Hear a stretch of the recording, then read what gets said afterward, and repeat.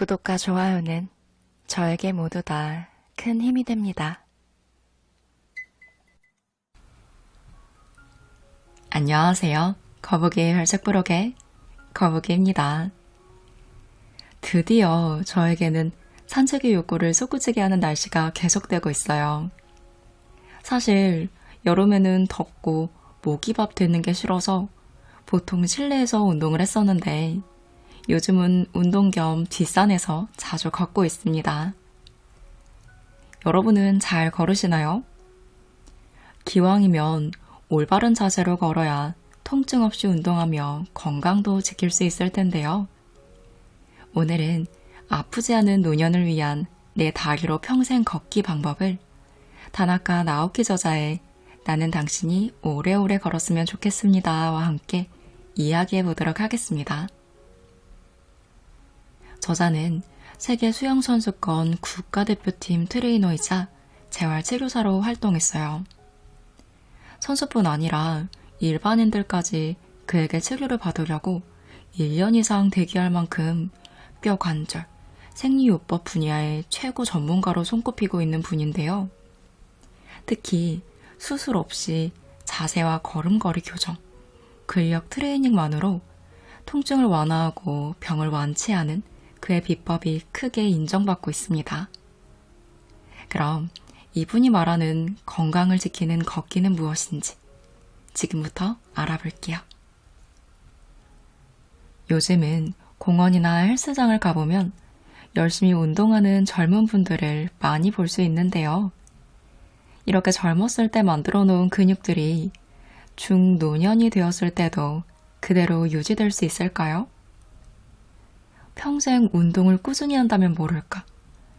일에 치이거나 점점 게을러지거나 해서 언제부턴가 운동을 그만두었다면 근육은 잘 유지되지 않겠죠. 나이를 먹으면 근력이 눈에 띄게 떨어지는 이유는 한마디로 일상적인 활동량, 즉 운동량이 줄어들어 근섬유가 가늘어지기 때문입니다. 근육이 가지는 힘은 두께에 비례하는데요. 움직이지 않아서 근섬유가 가늘어졌고 그 때문에 근육이 약해지며 그 결과 근력이 떨어지는 것이죠. 근력은 아무것도 하지 않으면 당연히 약해집니다. 나이를 먹으니까 근육부터 많이 빠져 라는 말을 저도 저희 집 어른들로부터 정말 많이 들었었거든요. 근데 나이 때문에 근육이 빠진다기보단 움직이지 않아서 근육이 빠지는 거라고 해요. 중요한 것은 나이가 아니라 근력을 얼마나 자주 사용하느냐입니다. 근력을 자주 사용하면 근섬유가 두꺼워져서 힘이 강해지지만 근육을 사용하지 않으면 근섬유가 가늘어져서 힘이 떨어지죠. 며칠 동안 몸져 누워있게 되면 근력이 하루에 5%씩 저하된다고 해요. 젊었을 때 얼마나 운동신경이 좋았든 근력 트레이닝을 얼마나 열심히 했던 간에 지금 근육을 사용하지 않는다면 근력은 당연히 떨어지겠죠. 한마디로 근육은 저축되지 않습니다. 젊었을 때 체력만 믿고 운동을 등한시하는 분들은 체형이 망가지고 체력이 떨어지기 쉽습니다. 나이가 들어서도 왕성하게 활동하는 사람들은 근육을 계속 움직여온 사람들이 많다고 해요. 근육은 자주 써야 오래 갑니다. 일본 문부과학성이 나이별 체력 테스트를 한 적이 있는데 그 결과를 보면 나이 듦에 따라 순발력은 저하되었지만 악력은 그다지 떨어지지 않았습니다. 그 이유는 뭘까요? 나이가 들어도 손은 계속해서 사용하기 때문이에요. 악력은 쥐는 힘을 말하는데요. 우리는 아침에 일어나 잠자리에 들 때까지 손을 끊임없이 사용하잖아요. 이 말은 즉 자주 사용하는 근육일수록 근력 저하가 적다는 사실을 알 수 있습니다. 또한 근육을 만들기 위해 비싼 기구나 특별한 장소가 필요한 것이 아니라는 사실도 알 수 있죠. 사실 일상생활에서 간단히 할 수 있는 동작만으로도 충분히 트레이닝이 된다고 저자는 강력하게 말하고 있어요. 여러분, 햄스트링이라고 들어보셨죠? 이 햄스트링은 허벅지 뒤쪽에 있는 근육인데요. 이 근육도 악력과 마찬가지로 나이가 별다른 영향을 끼치지 않는 근육으로 주목받고 있습니다. 세계 최고령 여자 쌍둥이로 기네스북에도 오른 킨 할머니 이야기를 해볼게요. 킨 할머니는 2000년 107세로 세상을 뜨셨는데요.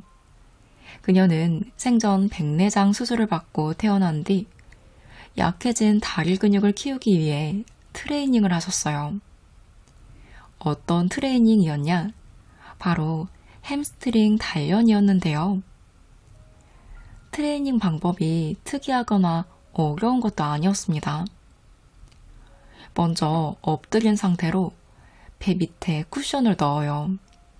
그리고 다리에 15kg짜리 줄을 매달고 무릎을 천천히 들어 올리는 거예요. 킨 할머니는 이 트레이닝을 시작하고 나서 보행 능력이 몰라볼 정도로 향상되었다고 해요.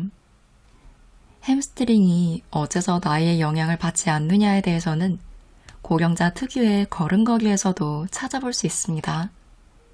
주변에 85세 이상 고령 어르신들의 걸음걸이를 떠올려 보세요.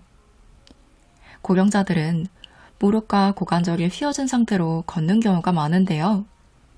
이런 걸음걸이는 젊은 사람들의 걸음걸이랑은 좀 다르죠.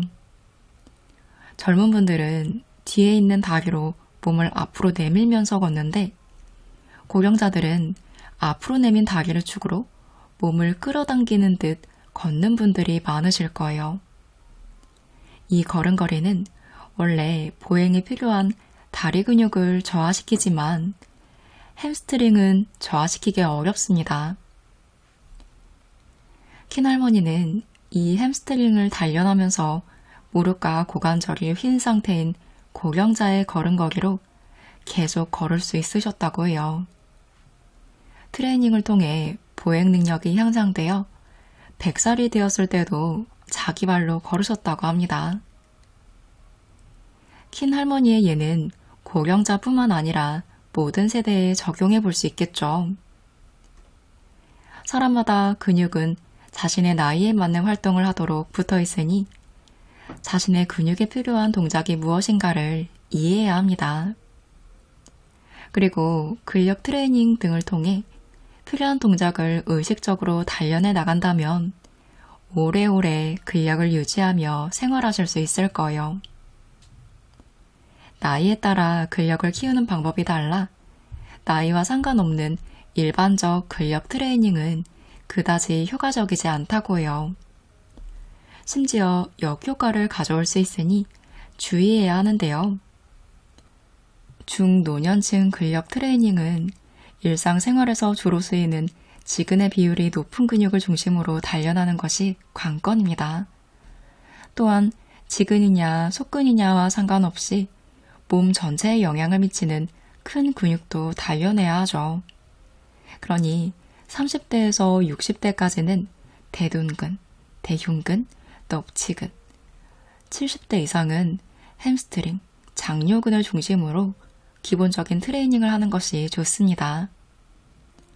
중년 이후 근력 트레이닝을 할 때는 무조건 열심히보다는 지속적으로 하는 것이 더 중요하다고 해요. 또한 근력 트레이닝 효과를 2배로 높일 수 있습니다. 하루에 몰아서 열심히 하는 것보단 매일 또는 격일로 꾸준히 하는 것이 더 효과가 좋으니 무리하지 마시고 조금씩 꾸준히 해보세요. 근력 트레이닝에서 똑같이 반복하는 동작은 근력을 유지하는 데 중요할 뿐만 아니라 운동신경이 약화되는 현상도 예방해 줍니다. 근력 트레이닝을 할 때는 서두르지 않고 천천히 움직이는 것이 좋습니다. 동작을 천천히 하면 큰 근육뿐만 아니라 안쪽의 작은 근육까지 사용하게 되니 중노년층에 필요한 지근을 중심으로 단련할 수 있습니다. 중노년 이후에는 어떤 근력 트레이닝이든 동작 하나하나 천천히 하는 것이 효과가 있다고 합니다. 운동을 하다 보면 무릎이나 허리의 급성 통증으로 일상생활에까지 지장이 생기는 경우가 있는데요. 이런 경우는 근력 트레이닝을 당분간 그만두는 것이 좋습니다. 하지만 처음에는 아팠는데 가볍게 문지르거나 따뜻하게 해주거나 움직이는 동안 통증이 사라지는 정도라면 트레이닝을 해도 괜찮다고 합니다. 또 한창 트레이닝을 할 때 통증이 좀 생기는 것은 문제가 없지만 마친 후 통증이 계속 생긴다면 주의할 필요가 있습니다. 강도가 너무 세거나 횟수가 지나치게 많거나 등 자신에게 맞는 근력 이상의 부하가 가해졌을 가능성이 큽니다. 이럴 땐 강도를 낮추거나 횟수를 줄이면서 트레이닝을 조절해야 합니다. 걷기를 할 때는 전신의 근육을 효과적으로 사용하게 되는데요.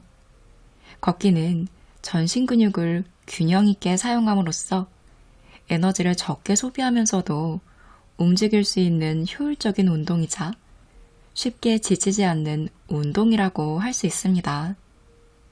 얼마 걷지 못하고 금방 지치는 분들은 어딘가의 근육이 향상성을 잃어 좋지 않은 상태가 되었기 때문일 가능성이 높습니다.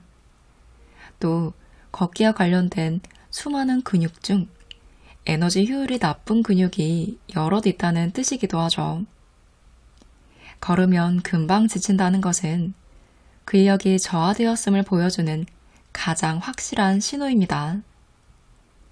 그렇다면 걸으면 금방 지치는 악순환에서 벗어나려면 어떻게 해야 할까요? 일단 바르게 걷는 방법을 이해해 몸에 익혀야겠죠.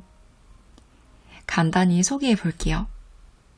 먼저 귀 뒤에서 어깨를 지나 복사뼈까지가 일직선이 되도록 서보세요.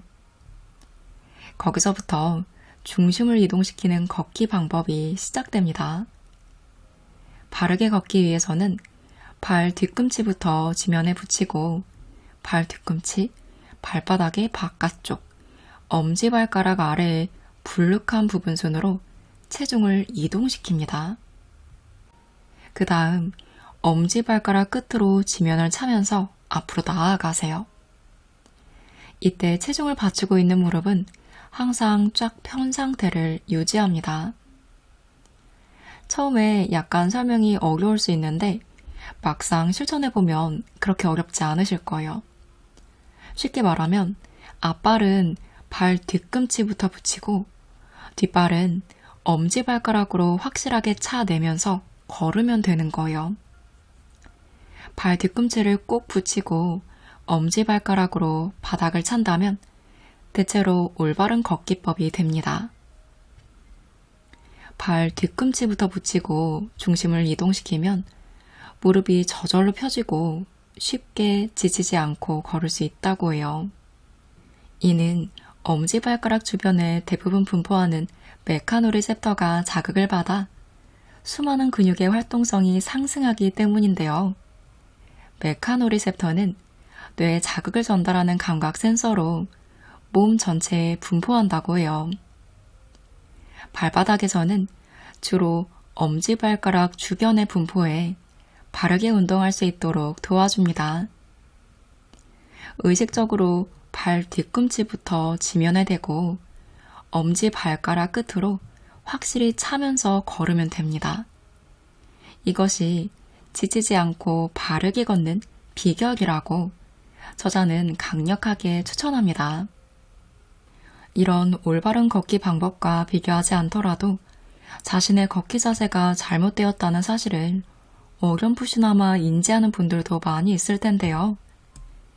걸음을 걸을 때는 수많은 근육이 사용되고 그 근육들은 걸을 때의 버릇, 걷는 속도, 신는 신발에 따라 달라집니다. 그러므로 어딘가에서 하나만 잘못되었어도 틀린 걷기법이 되어버리기 쉽다는 것이죠. 여러분도 확인해 보세요. 특히 보통 중년 분들은 무릎을 구부린 채로 걷는다거나 상체를 좌우로 크게 흔들며 걷기, 필요 이상으로 발을 들어올리며 걷기 등이 주로 생긴다고 해요. 이렇게 중노년층에서 눈에 띄는 잘못된 걷기법은 원활하지 못한 무게 중심 이동과 큰 관련이 있는데요. 하지만 여태껏 무의식적으로 해왔던 걷기 습관을 하루아침에 조정하기는 좀 힘들 수 있겠죠. 이때 유용한 방법으로 저자는 뒤로 걷기 트레이닝을 추천합니다. 뒤로 걷기 트레이닝은 대둔근과 넙치근을 단련하는데 매우 효율적이라고 해요. 뒤로 걷기를 통해 두 근육이 단련되면 중심 이동이 원활해져서 무릎이 펴진 상태로 바르게 걸을 수 있습니다. 우리가 평소 걸을 때는 한쪽 발에 뒤꿈치부터 붙이고 다른 발에 엄지 발가락으로 지면을 차는데 뒤로 걷기는 그 반대로 합니다. 즉, 엄지발가락을 지면에 붙이는 것부터 시작하는 것이죠. 그 때문에 뒤로 걷기를 하면 앞으로 걸을 때보다 대둔근과 넙치근을 약 6배나 더 사용하게 된다고 해요. 트레이닝의 효과가 정말 크다고 말한 것도 바로 이 때문입니다. 보폭을 크게 해서 다리를 뒤로 당기고 무릎을 편 채 뒤로 걸어보세요. 발끝부터 착지하고 엄지발가락으로 지면을 차며 뒤로 걷는 거예요. 이때 엉덩이에 힘이 들어있음을 의식하며 천천히 체중을 이동합니다. 신발을 신어도 좋고 맨발로 해도 상관없습니다. 1회에 1분 정도씩 하루에 10회 정도 하세요. 이 뒤로 걷기 트레이닝을 꾸준히 하면 힙업 효과뿐만 아니라 오자다리 교정에도 효과가 좋다고 합니다. 뒤로 걷기 트레이닝은 효과가 비교적 빨리 나타나는데요. 저자는 예전에 한 잡지에서 수필가에게 이 걷는 방법을 알려준 적이 있다고 해요. 그녀는 본인이 인정할 정도로 자세가 상체가 앞으로 기울어 구부정했고 걸을 때에도 무릎을 굽힌 채로 걸었어요. 그런데 2회에서 3회 정도 뒤로 걷기를 한 후 다시 앞으로 걸어보게 했더니 그 자리에서 무릎을 펴고 바른 자세로 걷기 시작했습니다. 이런 식으로 뒤로 걷기 트레이닝은 잘 개선하지 못했던 나쁜 걷기 습관을 저절로 교정해주는데 효과가 좋습니다. 물론 이 트레이닝은 한 번 하고 끝내는 것이 아니라 적어도 한 달 동안은 매일 계속해야 합니다. 걷기를 통해 근육이 강화되면 다른 근육에 미치는 파급 효과도 커서 온몸의 혈액순환이 좋아지고 신진대사가 촉진된다고 해요. 걷기는 현대인이 걷기 부족을 보충하는 유산소 운동의 핵심으로도 손꼽히고 있는데요. 그렇다면 얼마나 걷는 게 좋을까요? 많은 분들이 하루에 10,000보를 걸어야 한다고도 하는데 근데 이거 은근 만만치 않거든요. 과연 그럴 필요가 있을까요? 저자가 말하는 결론은 10,000보 걷기는 근거가 부족하니 그 숫자에 꼭 얽매일 필요는 없다고 해요. 나이마다 하루에 걷는 양이 다르겠죠. 보통 평균 4,000보를 걷던 사람이 하루에 10,000보를 걷는 것을 목표로 한다면 무리한 운동으로 신체에 부담이 되어 관절통을 앓게 되기도 합니다. 그러니 걷기 운동을 할 때는 걸음수나 거리, 자세 등에 얽매이기보다 전신의 근육을 골고루 사용한다는 점이 중요합니다. 걸음수 등의 숫자를 목표로 삼을 필요도 없고 걸은 후에 살짝 땀이 날 정도면 적당하다고 합니다. 100년 전과 비교해보면 우리는 엄청나게 편안한 세상에서 산다는 걸 알 수 있습니다. 수많은 가전제품이 필수품으로 자리 잡으면서 집안일은 물론 직장에서도 직접 몸을 쓰는 일이 많이 줄어들었죠. 여러분은 하루에 얼마나 걸으시나요? 얼마나 움직이시나요? 걷기는 인류가 진화 과정에서 얻어낸 놀라운 성과입니다. 걷지 않고 건강하길 바라는 건 말이 안 된다고 저자는 단호하게 메시지를 전달하고 있어요. 걷기야말로 건강을 지키는 가장 확실한 길입니다. 근력 부족 등으로 걷는 것 자체가 어려워진 분들도 서기와 걷기에 필요한 근육을 튼튼히 단련하면 다시 걸을 수 있다고 해요. 누구나 수명이 닿는 날까지 자기 발로 걸어 다닐 수 있습니다. 이를 위해서는 일상생활에서 근육과 관절을 부지런히 움직여야겠죠. 나이에 따라 건강한 근육이 무엇인지 안다면 그 부위에 집중하면서 걷기 능력을 향상시킬 수 있습니다. 지금은 100세 시대잖아요. 중요한 것은 단순히 오래 사는 것이 아니라 건강하게 오래 사는 것이겠죠. 100살까지 자신의 발로 걷고 싶다면 여러분도 지금 자리에서 일어나 걷기 시작해 보시기 바랍니다.